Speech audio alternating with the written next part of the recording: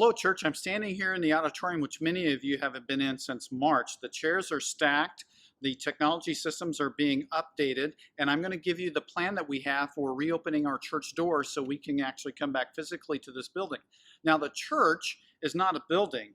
The word church means a movement of people who are focused on Jesus Christ. And that's our purpose statement. Love people where they're at and help them follow Jesus. So I want to give you some details about the opening up of our church. First off, during this pandemic, it's very difficult. In all my academic degrees, I never took a course on how to open up a church during a pandemic. That's never come my way. And so I'm sure we're going to make mistakes, but we're going to try to evaluate every week with our protocols, and then make changes every week as needed as we go along here. So here's our plan. We're going to open up the church physically on Sunday, June 21st. Sunday, June 21st.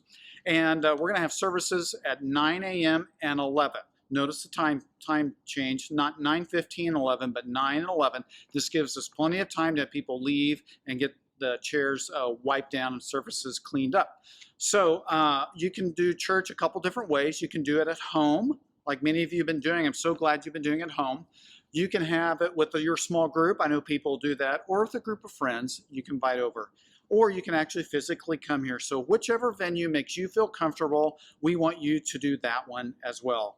And so we're going to be starting, like I said, June 21st at 9 and 11 a.m. So here's our plan, and we want to tell you about how things are going to be different coming up. So I've been asking pastors around the area who have already started that it looks like about 25 to 30% of people come back to church at this time, feel comfortable. And so we're not expecting a huge crowd, so that will be different.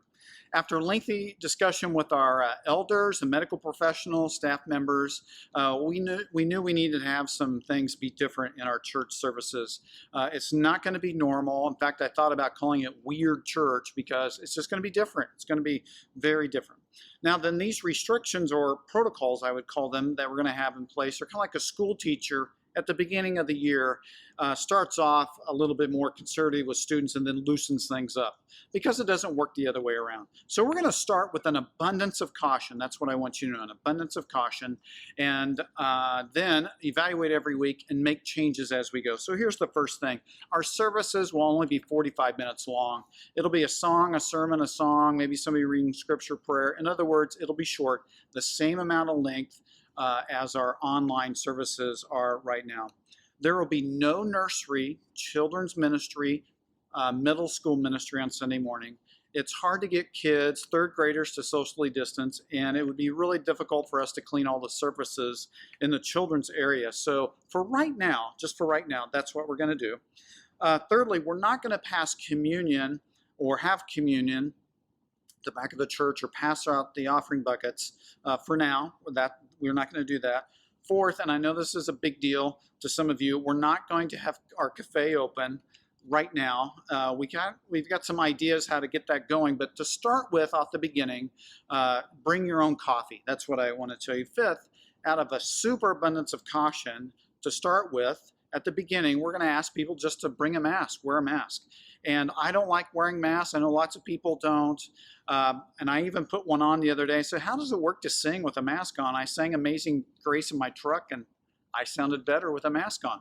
So even though I'm with you, I really don't want to do that. Out of an abundance of caution and deference to everyone, showing respect to all, we're going to just wear masks to begin with. Like I said, with all these things, we're going to evaluate and make decisions as we go. New information that we get as we go along means we'll make new decisions as well. Now then, coming into the church is just going to be weird, as I said. First off, we're going to keep the front doors open all morning, even the side doors to our church to the outside, because air circulation pushes water particles down, and so it's helpful in that way.